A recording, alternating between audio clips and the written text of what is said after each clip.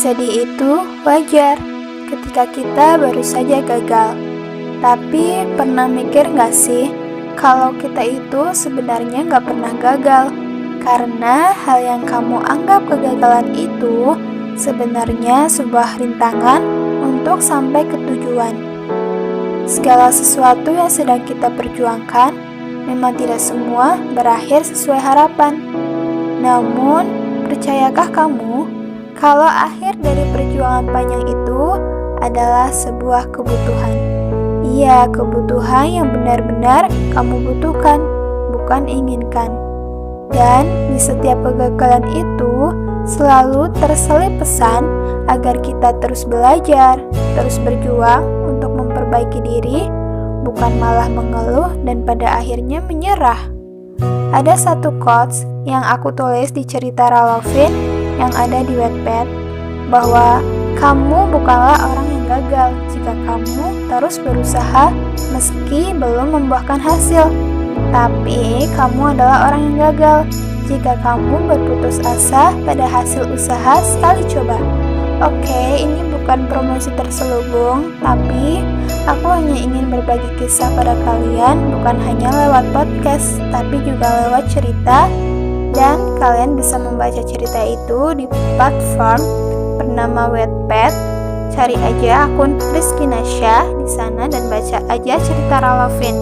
Karena di situ kalian akan mendapat sedikitnya pelajaran tentang kehidupan yang bukan hanya cerita romansa remaja. Meski aku gak menampik kalau kisah ini pun memiliki romansanya sendiri. Oke, balik ke topik gagal. Jadi, yang perlu kamu tahu, yang merasakan gagal itu bukan hanya kamu. Ada yang mungkin lebih banyak gagalnya dibanding kamu.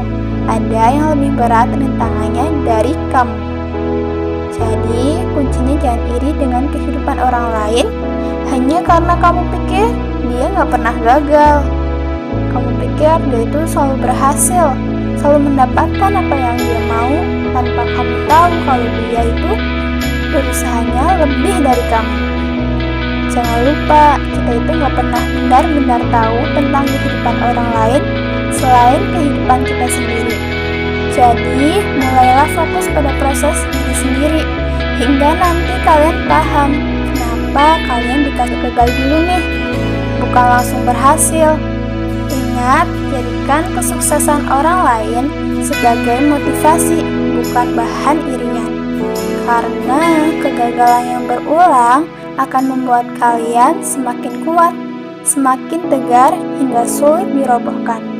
Jangan berputus asa. Ingat, kamu boleh beristirahat sejenak jika kelelahan, tapi bukan berarti benar-benar berhenti. Sebab ketika kamu memutuskan untuk udahan, ada banyak manusia yang berlari melewati kamu dan pada akhirnya kamu tertinggal jauh dan harus memulai semuanya dari awal. Jangan gitu ya. Ayo kita semangat. Jadi, apa sekarang kamu sudah siap menghadapi rintangan bernama gagal?